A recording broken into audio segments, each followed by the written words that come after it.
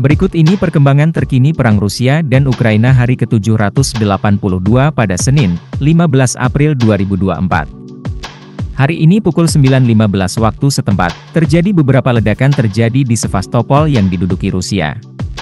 Sebelumnya pada pukul 9.08 waktu setempat, Rusia dilaporkan melancarkan serangan rudal ke Sloviansk, seperti diberitakan Suspilne.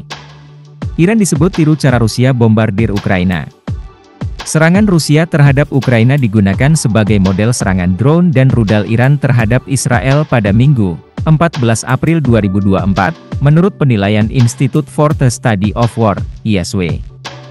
Drone tersebut diluncurkan jauh sebelum rudal balistik ditembakkan, kemungkinan besar dengan harapan bahwa drone tersebut akan tiba di jendela pertahanan udara Israel pada waktu yang hampir bersamaan dengan rudal jelajah dan drone, katanya, Senin, 15 April 2024. Rusia telah menggunakan pendekatan seperti itu terhadap Ukraina berulang kali, lanjutnya. Rusia targetkan kota Chasiv Yar.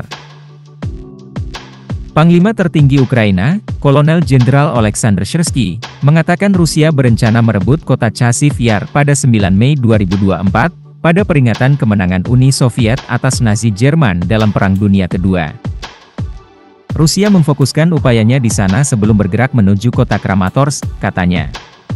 Kota Chasiv Yar di wilayah Donetsk terletak 5 hingga 10 km, 3,6 mil, dari Bakhmut, yang direbut oleh pasukan Rusia pada Mei 2023. 2 orang tewas dalam penembakan di Kherson.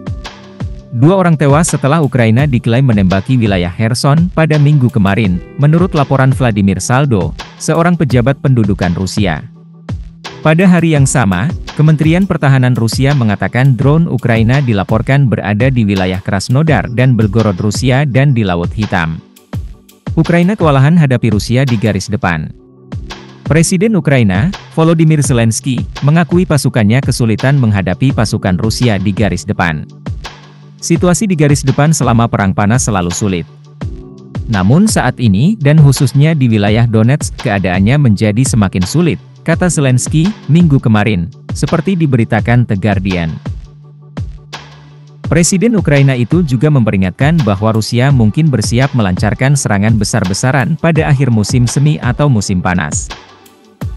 Setelah Iran serang Israel, Zelensky minta sekutu beri sistem pertahanan seperti Israel. Zelensky mengutuk serangan drone dan rudal Iran terhadap Israel pada Sabtu, 13 April 2024. Presiden Ukraina itu mengatakan Ukraina membutuhkan bantuan dari sekutunya untuk menangkis ancaman dari udara, seperti yang dilakukan Israel. Zelensky lalu kembali meminta Kongres AS untuk menyetujui bantuan lebih lanjut. Militan Rusia berupaya masuk ke Ukraina.